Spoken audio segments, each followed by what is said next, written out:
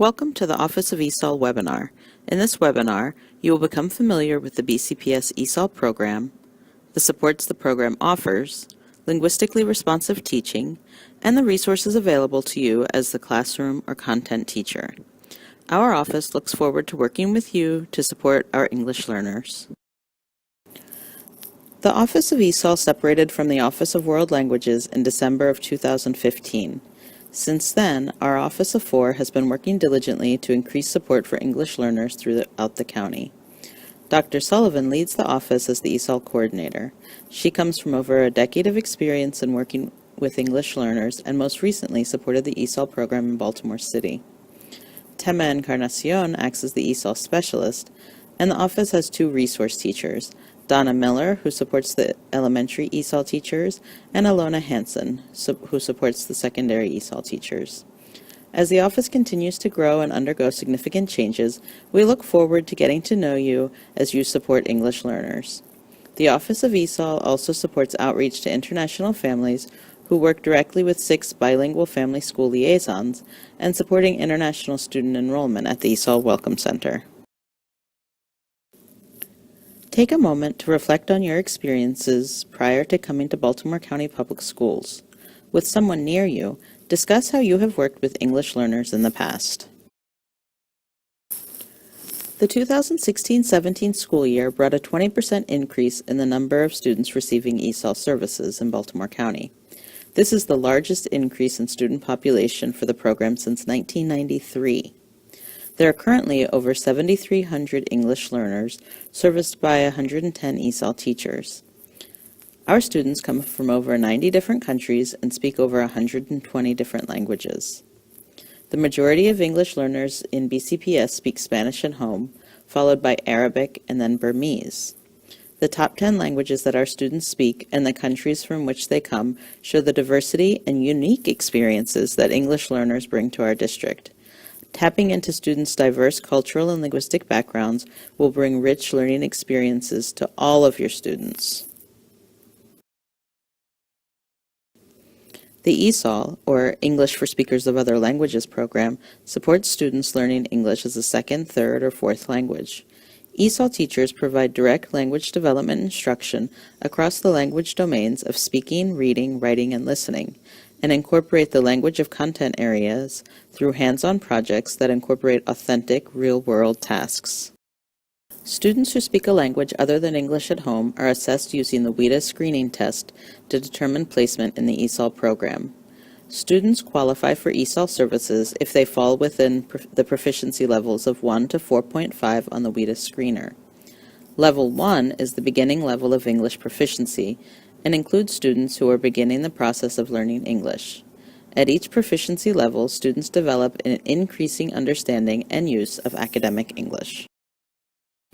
Students qualifying for ESOL services are eligible to receive certain instructional and assessment accommodations to provide meaningful access to the grade-level content curriculum.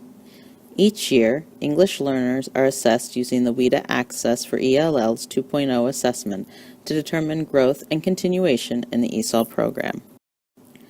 English learners across grade levels are supported in the ESOL program. Generally, at the elementary level, direct language instruction is provided by highly qualified ESOL teachers for students at the first 2 levels of English proficiency. For students at levels 3 through 4.5, language support may be provided by the ESOL teacher inside the classroom setting. At the secondary level, students are clustered into regional centers at one of the comprehensive high schools or middle schools, where an extensive ESOL program is provided. At the high school level, English learners attend school at Dundalk, Lansdowne, Owings Mills, Parkville, or Woodlawn High Schools. The middle school, the ESOL centers are Dumbarton, Dundalk, Lansdowne, and Sudbrook Magnet Middle Schools. Students are scheduled into 1 or more ESOL classes as part of their daily schedule, where they receive direct language instruction by highly qualified ESOL teachers. The secondary model also includes sheltered content classes by content-certified teachers who are supported in addressing the language needs of English learners. Students may also be in co-taught content classes where an ESOL teacher and content teacher work together to address the unique needs of English learners in the content class. Although the majority of English learners at the secondary level attend the regional ESOL centers, some families choose to waive ESOL services for their child, and these students attend non-ESOL centers. Whether you teach at an ESOL center or not, you may have English learners in your class. The role of the ESOL teacher at both the elementary and secondary levels is multifaceted. Teachers provide direct English language instruction in either the ESOL classroom or in small pull-out groups. Teachers also provide English language support through a push-in or co-teaching model. ESOL teachers work with the classroom and content teachers to identify and document instructional and assessment accommodations. They also regularly communicate with school faculty and administration regarding second language acquisition and may provide professional development for school staff.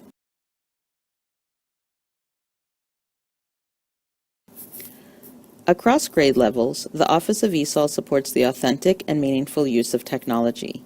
Research shows that even when there is equal access to technology, there are significant differences among students in how technology is used and how it is supported at home. Considering this, the Office of ESOL has incorporated the creative and innovative use of technological tools into the English language development curriculum. Rather than being consumers of information through technology, English learners are tasked with using authentic, real-world technology to create meaningful products for authentic audiences. The Office of ESOL also provides support by providing outreach to families of students who speak languages in addition to English at home. There are 6 bilingual family school liaisons who speak Spanish, Chinese, Urdu, and Russian. The family school liaisons work to provide access through strategic community outreach to school-wide and district-wide parent and family events. They also organize and facilitate focused community and school events for international families and for families who speak a language other than English at home. The family school liaisons train and facilitate the use of interpreters at family outreach events in a variety of languages. In addition to school or district events, the family school liaisons also provide training to schools and families to address the specific needs of parents who are new to the system of education in the United States. The family school liaisons are critical in welcoming families into Baltimore County Public Schools.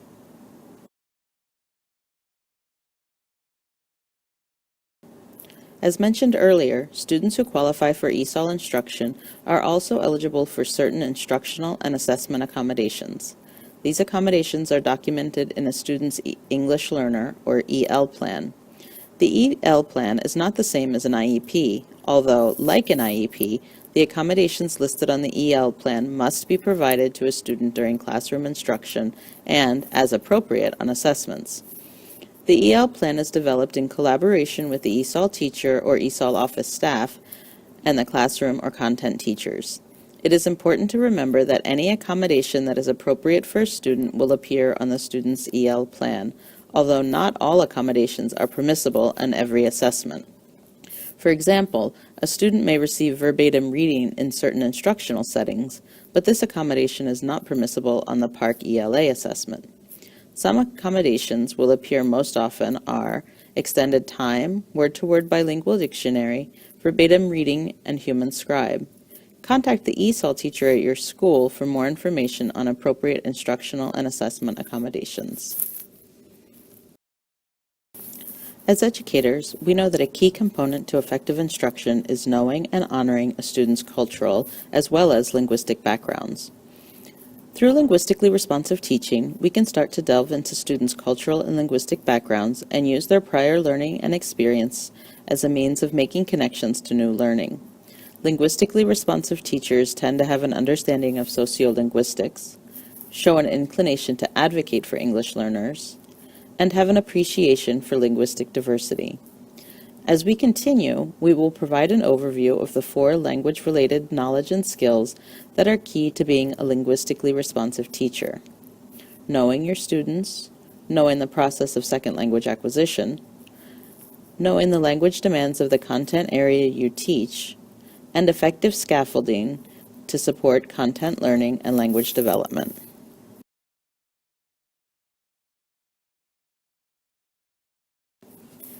In this graphic, you see a word cloud that includes the many and diverse characteristics of English learners in Baltimore County. Take a minute to study the word cloud. As you consider these characteristics, what do you find surprising? Take a few minutes to discuss what you found surprising and these characteristics with someone near you. Pause the webinar while you do this.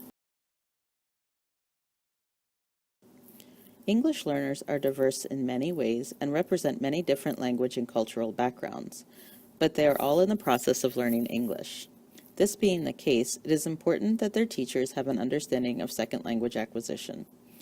Coming up, you will watch a short animation that explains certain components of second language acquisition. While you watch the animation, write down the meaning of the silent period, BICS, and CALP. Hello, Mrs. Smith. How is your day so far? Oh, hello, Mrs. Moore. My day is going fine, and yours? Well, I am having some trouble with one of my ESL students. She has been in my classroom for over 3 months and will not speak in English when I ask her questions, but when I see her at recess, she speaks with the other children perfectly fine in English. Does she just not like me? This makes no sense to me. Should I recommend that she be exited? Oh, don't be worried. The student is just going through what we call silent period. This happens quite often with ESL students. It's not anything you are doing. There are 2 types of languages spoken by children. English that is spoken in the classroom is BICS, basic interpersonal communication skills, and the second is CALP, cognitive academic language or linguistic proficiency. Oh. Well, what is the difference between the 2? Is there something I should do to help? BICS is the kind of language that is used in communication among friends, or with strangers, or in real communication about any and all aspects of life. CALP refers to the language that is used in the content areas, the language for high-level critical thinking, for hypothesizing, for talking math, chemistry, and in class. Your student will just develop when they're supposed to. Do not rush them. Thank you for your help, Mrs. Smith. I really appreciate it. No problem. I remember what it was like being a first-year teacher. Good luck.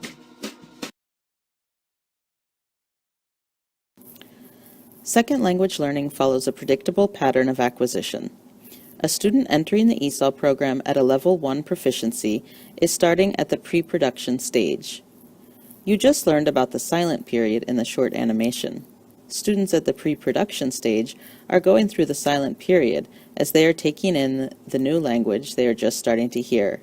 It is important to remember that, although students may not be producing language, they are doing a great deal of cognitive work as they make sense of the new sounds they are hearing. As a teacher, it is important to honor this time for your students. Do not force them to speak, rather allow them to demonstrate their understanding through non-language dependent prompts. You may encourage them to draw a picture or to point to a response. Your patience will pay off for you and your students in the long run as they develop their language repertoire. Take a moment to consider the overall time frame for a student to reach advanced fluency.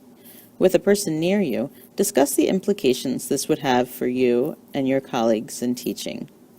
Pause the webinar while you do this. As you consider the process of second language acquisition and what this means for your teaching, it is important to consider the language demands associated with your content. This means that you should consider the key vocabulary necessary to access the content. You may consider content-specific vocabulary, such as photosynthesis in science, or legislature in social studies, or you may consider more generalized academic vocabulary that is crucial in your content area. In addition to the vocabulary associated with the content you are teaching, you may also consider the text required to access the content. If you are teaching English language arts, you may focus more on literature-based texts, whereas a science or social studies lesson would require teaching reading strategies associated with an informational text. These are important distinctions for English learners and will guide your instruction as you start to look at the texts through the lens of students who are learning English. Finally, the language demands of your content may vary depending on the tasks associated with your content. Consider a lesson in your content area that asks students to compare and contrast 2 things. Students would need to have a language associated with comparisons, such as comparative and superlative adjectives, big, bigger, biggest, specific vocabulary associated with the language function of comparing, such as both, similar, likewise, or with contrasting, such as instead of, however, or unlike. Considering the language necessary to complete content-specific tasks will allow you to scaffold your instruction to meet the language needs of your students. As you scaffold your instruction based on the needs of your English learners, you can consider scaffolding in 3 ways: providing extra linguistic supports, supplementing and modifying oral and written language, and facilitating and using a student's native language and background. Scaffolding by providing extra linguistic supports allows for students to use non-language dependent supports to derive meaning. Look at the suggestions for providing extra linguistic support. Discuss with a colleague how you will provide extra linguistic supports for your students. Pause the webinar while you do this. Take a moment to consider the ways to scaffold by supplementing and modifying oral and written language. Which of these have you implemented in your instruction? Which do you hope to incorporate? Pause the webinar to discuss this. Facilitating and using a student's native language and background is one of the most underutilized scaffolds because of the difficulties that teachers face if they do not know the first language of their students. However, allowing students to use their first language during instruction goes a long way in creating an inclusive classroom culture and provides a springboard from which students can make connections to new learning. Consider the suggestions for scaffolding by supporting native language. Which of these can a teacher incorporate into instruction without knowing the student's native languages? Pause the webinar to discuss this. As you work with English learners, you may want to access the ESOL Wiki at tinyurl.com/ESOLWiki. There you will find extensive information on working with English learners. Consider visiting the ESOL program link to learn more about the BCPS ESOL program. At the Instructional Resources link, you can expand your toolbox in working with English learners. To more effectively engage families in school, visit the link to Family Outreach and Interpretation. If you would like to access this webinar again, you can visit the Professional Development link and click on the New Teacher Orientation webinar. You've had a crash course in the BCPS ESOL program, and we know that you may have many more questions.